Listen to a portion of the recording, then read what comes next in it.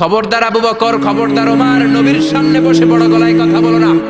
নামাজ যা পড়েছো বাতিল করে দেব, নফল রোজা যা করেছো বাতিল করে দেব, হজ উমরা যা করেছো বাতিল করে দেব।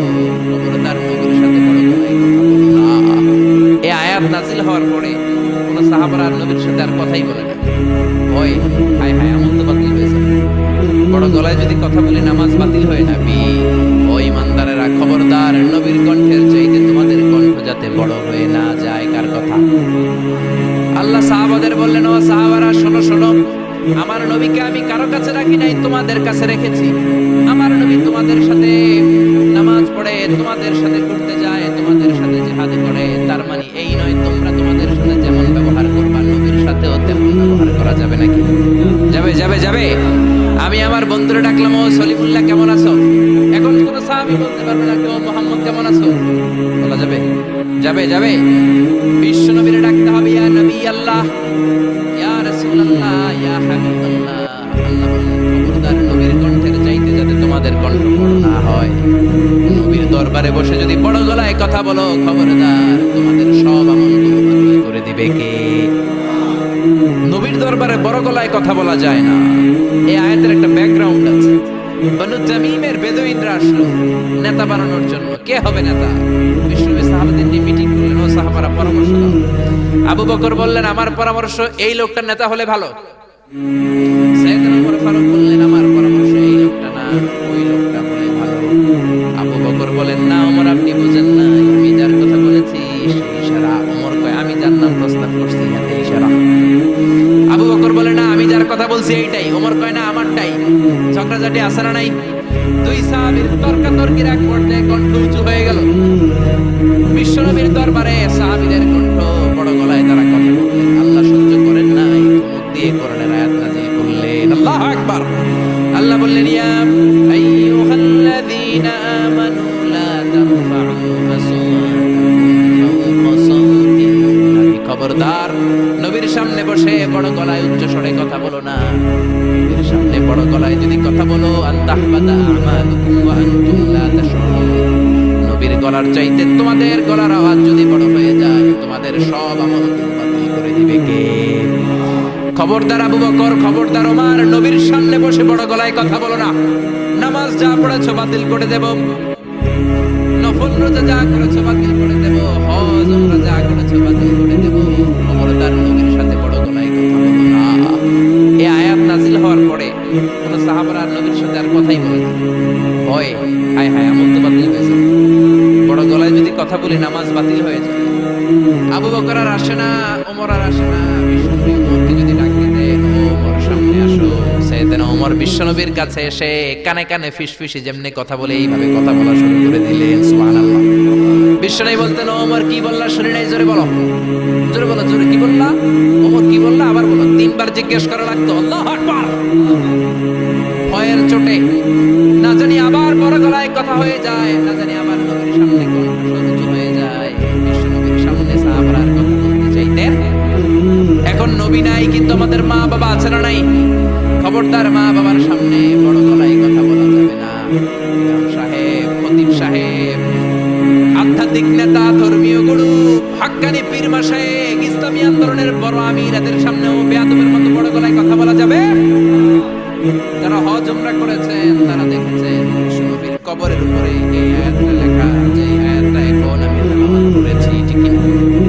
ইয়া আইয়ুহাল্লাযীনা আমানু, ও ঈমানদারেরা, লা তারফা'উ আসওয়াতাকুম ফাওকা সাওতিন নবী। নবীর দরবারে এসে বড় গলায় কথা বলো না। আসেন, কথা শুনতেছেন? নবীর কবরের উপরে আজও এই আয়াতটা লেখা। মসজিদে নববীতে যারা ঢুকবেন, বিশ্বনবীর সালাম দিতে হলে ঢুকতে হয় বাবু সালাম দিয়ে। দরজার উপরে লেখা বাবু সালাম, মানে বিশ্বনবীর সালাম দেওয়ার দরজা। ঢুকলাম গত বছর। ঢুকার পরে এটাই হচ্ছে মসজিদে নববীর প্রথম কাতার। ডান দিকে হলো দক্ষিণ দিকে হয়ে মসজিদে নববীর লোকেরা নামাজ পড়ে, কারণ কিবলা হলো দক্ষিণ দিকে, ঠিক কিনা? বাম দিকে পড়বে রাউদাতুম মিন রিয়াদিল জান্নাহ। বিশ্বনবী বলেছেন, মা বাইনা মিম্বারি ওয়া বাইনি রাউদাতুম মিন রিয়াদিল জান্নাহ। আমি বিশ্বনবী যেই মিম্বারের উপর দাঁড়িয়ে জুমার খুতবা দেই, ওই মিম্বার থেকে আর আমার ঘর পর্যন্ত মাঝখানের জায়গাটা দুনিয়ার বুকে জান্নাতের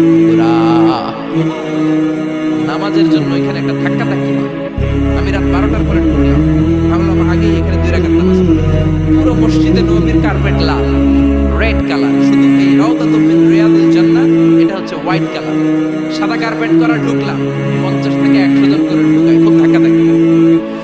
ঢুকার পরে এমন একটা জায়গায় নামাজের জায়গা পেলাম, ওইটার উপরে লেখা মাকানু তাহাজ্জুদি রাসূলুল্লাহ, মানে বিশ্বনবীর তাহাজ্জুদের নামাজের জায়গা।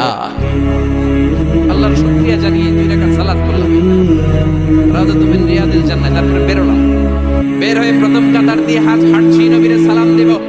কিছুদিন যাওয়ার পরে রাউদাতু মিন রিয়াদিল জান্নাতের বর্ডার শেষ। বিশ্বনবীর কবরের আগে বাম দিকে আরো একটু জায়গা আছে। সাইয়েদনা ঈসা আলাইহিস সালাম যখন দাজ্জালকে হত্যা করার জন্য জমিনে নামবে, ইন্তেকাল করার পরে বিশ্বনবীর বাম পাশে, বাম হাতের পাশে যে ছোট্ট জায়গা, এই পাশে সাইয়েদনা ঈসা আলাইহিস সালাম শুয়ে থাকবে। হাঁটতে আরম্ভ করলাম, পড়ে গেল বিশ্বনবীর কবর। আপনি যদি যান, নিজেরা সামনে রাখতে পারবেন না, ধরে রাখতে পারবেন না, ধৈর্য ধরতে পারবেন না। যে নবীর কথা আজীবন শুনলাম, যে নবীর হাদিসগুলো আজীবন পড়লাম, যে নবীর জন্য দেহের তাজা রক্ত আমরা বিলিয়ে দিতে রাজি আছি না নাই? ওই নবী নাকি এই জায়গায় শোয়া, আমার ওই পেয়ারা নবী নাকি এই জায়গায় শুয়ে আছে।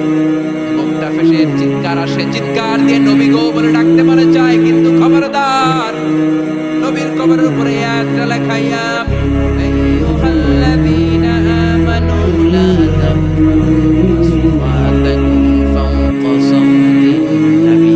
খবরদার, খবরদার, নবীর কবরের পাশে এসেছো, নবীর দরবারে এসেছো, বড় গলায় কথা বলো না। বড় গলায় কথা বললে তোমার আমলগুলোরে বাতিল করে দিবে কে? হাজার হাজার নবীর পেয়ারা উম্মত চোখের পানি ছাড়ে, দাঁড় দাঁড় করে চোখের পানিগুলো ঝরে পড়ে, না না করে চোখের পানি ছাড়ে, কিন্তু চিৎকার দিতে পারে না। বিশ্বনবীর সালাম দিতে দিতে বের হয়ে যায়। এজন্য বিশ্বনবীর সম্মান আল্লাহর কাছে এত বেশি, দুনিয়াতেও যেমনি বিশ্বনবীর কাছে এসে বড় গলায় কথা বলা যায় না, ইন্তেকালের পরে বিশ্বনবীর রওজার সামনে, কবরের সামনে দাঁড়িয়ে আপনি বড় গলায় সালাম দিতে পারবেন। যদি আপনি ওখানে বড় গলায় কথা বলেন, আল্লাহ বললেন আত্তাহবাতা আমালুকুম আনতুম লা তাশউরুন, তোমাদের সব আমল বাতিল করে দিবে কে? এজন্য বিশ্বনবীর গভীর ঠান্ডা মেজাজে আদবের সাথে, ভদ্রতার সাথে সালাম দিতে হয়, ঠিক কি না? বিশ্বনবীর সালাম দিবেন, তারপরে পাবেন সাইয়েদনা আবু বকরের কবর লেখা, আবু বকর সিদ্দিক রাদিয়াল্লাহু। তার একটু সামনে গেলে সাইয়েদনা ওমরের কবর, তারপরে আপনি বাবুল বাকি দিয়ে বের হয়ে যাবেন। পড়েন সুবহানাল্লাহ। এরপরে আল্লাহ বললেন ইন্নাল্লাযীনা ইউনাদুনাকা মিন ওয়ারাইল হুজুরাতি আকসারুহুম লা ইয়াকিলুন। ও নবী, আপনার বিবিদের কামরার বাইরে থেকে যারা আপনার বেয়াদবের মতো ডাকে, এরা বেআক্কেল। লা ইয়াকিলুন মানে কি? বেআক্কেল, আকল নাই। বনু তামিমের লোকগুলো এসেছে, সভ্যতার ছোঁয়া গায়ে লাগে নাই, বেদুইন, এরা ভদ্রতা জানে না।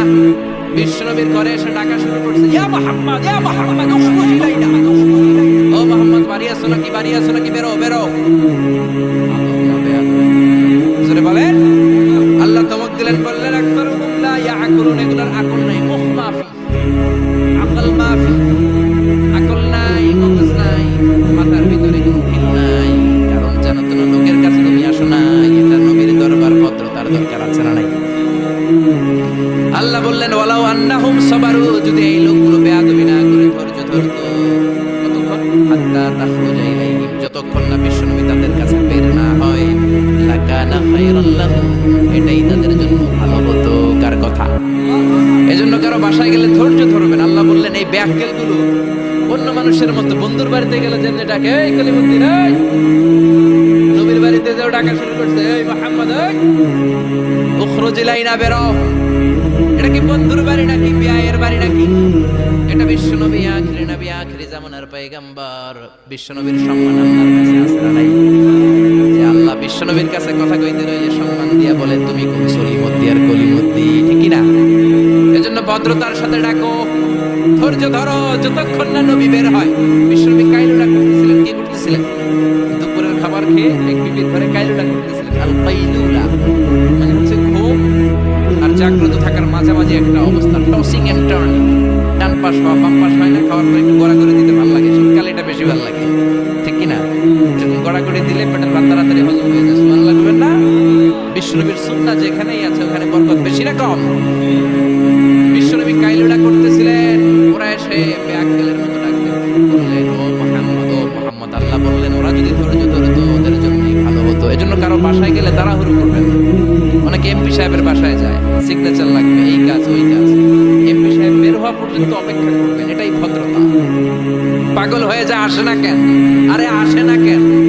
হুজুরের বাসায় যায় দেখা করার জন্য, হুজুর বের হয় না কেন? হায় হায়, আসে না কেন? এরকম অভিযোগ আছে না? আরে হুজুরও তো মানুষ, হুজুরের তো বাসায় একটা পেরেশানি থাকতে পারে, একটা ঝামেলা চলতে পারে, তার ওযু গোসলের দরকার হতে পারে, তারপরে ফ্রেশ হয়ে আপনার কাছে আসা লাগবে। চিল্লা এখন ঠিক কি না? এগুলো বুঝবেন, না হলে আপনারাও ব্যাকেল।